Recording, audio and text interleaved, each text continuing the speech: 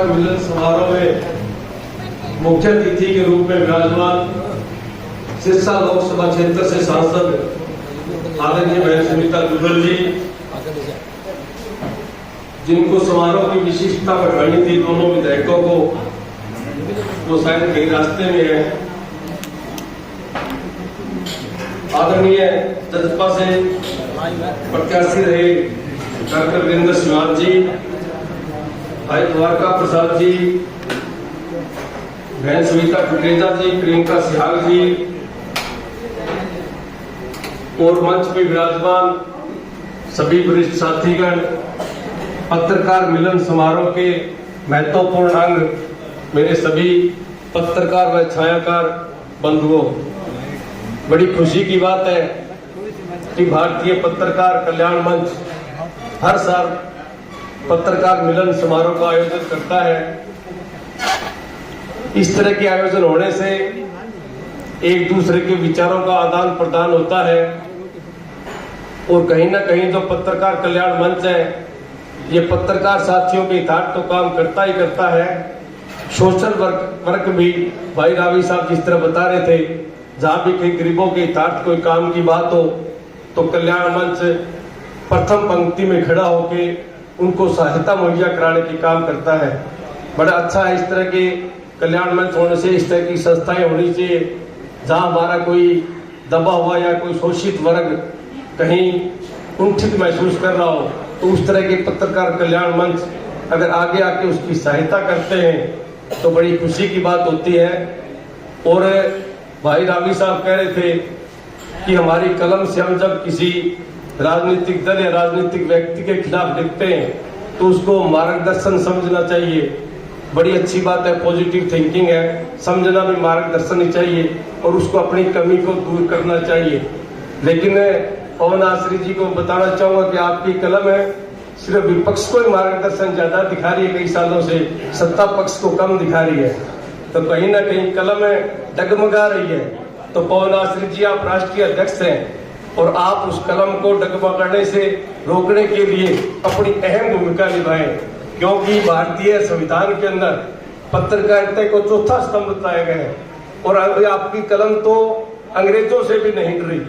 जब अंग्रेज का राज था तब भी पत्रकारों ने शहीद आजम भगत सिंह, राजगुरु सुखदेव उनके बराबर का काम किया था, क्योंकि पत्रकार जब भी कहीं जाता है, चाहे युद्ध का क्षेत्र हो, चाहे बाढ़ का क्षेत्र हो या कोई दूसरी प्राकृतिक घटनाएं हो, जाके वहां पे कवरेज करनी तो एक सैनिक से कम नहीं होती।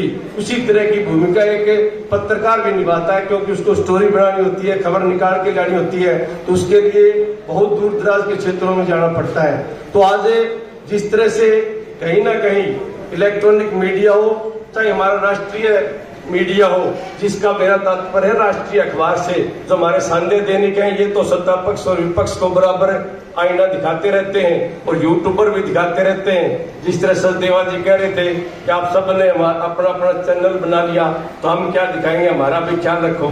तो मैं सचदेवा जी को कहना चाहूंगा, कई बार मजबूरी में बनाना पड़ता है, क्योंकि आज जो सोशल मीडिया है, कहीं ना कहीं पत्रकार साथी पता नहीं, रावी साहब कह रहे थे आज पत्रकार ने इसको व्यवसाय भी समझ लिया, कहीं ना कहीं आवाज दबती है तो विपक्ष के लोग सोशल मीडिया के माध्यम से अपनी आवाज जनमानस तक पहुंचाने का काम करते हैं। इसलिए राजनीतिक दलों को मजबूरी में अपना शायद कोई ना कोई चैनल बनाना पड़ा हो, खुशी के अंदर कोई चैनल नहीं बनाता। ये तो पत्रकारों का काम है, इनको ही सस्ता है, इनको ही करना चाहिए। लेकिन पत्रकारों के अपनी बखूबी अच्छी तरह से समझनी चाहिए। हो सकता है राजनीतिक दल, राजनीतिक व्यक्ति जब जब वो सत्ता में होते हैं तो पत्रकारों को दबाने का काम करते हैं, चाहे किसी भी राजनीतिक दल में हो।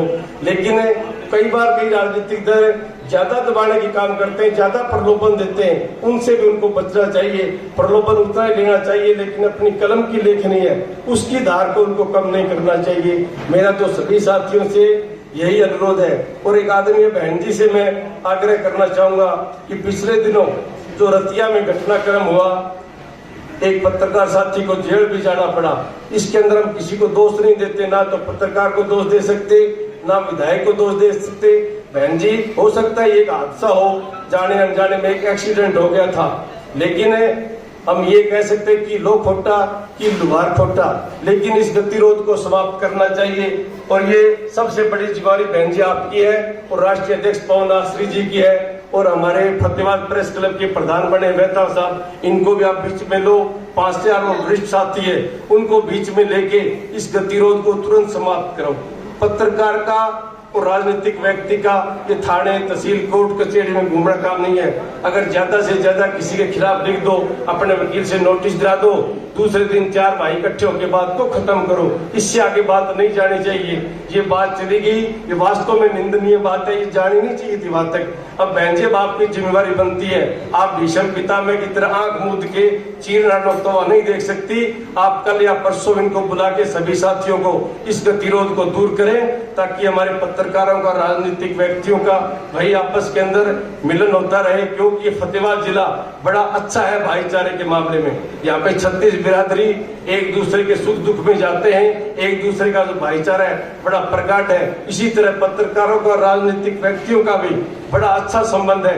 लेकिन ये जो घटनाक्रम हुआ उससे कहीं ना कहीं एक दूसरे के दिल में टीस पैदा हो चुकी है। वो दर्द को आप खत्म करें, क्योंकि आप आज सिरसा लोकसभा क्षेत्र में 9 विधानसभा है, हमारे जैसे 9 लोगों का नेता है, आपके अंदर है 9 विधानसभा की ताकत है। अगर आप इस मामले को अपने हाथ में लेंगी तो वो कोई भी ताकत आपको रोक नहीं सकती।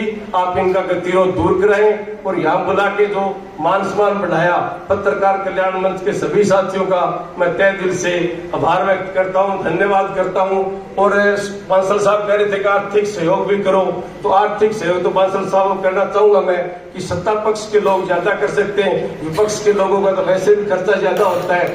10 साल से विपक्ष में है, खर्चा भी घर वालों से मांग के लेना पड़ता है। लेकिन अब जब अच्छे दिन आएंगे तो मैंने मेहता साहब को एक दिन कहा था, फिर आप चिंता मत करें।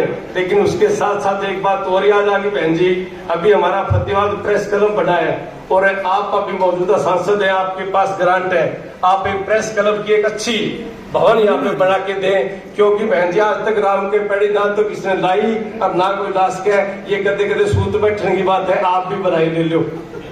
उसके बाद में कोई भी राजनीतिक दल चाहे प्रेस भवन हो तो वहां पे प्रेस कॉन्फ्रेंस कर सकता है, पत्रकारों से मिल सकता है।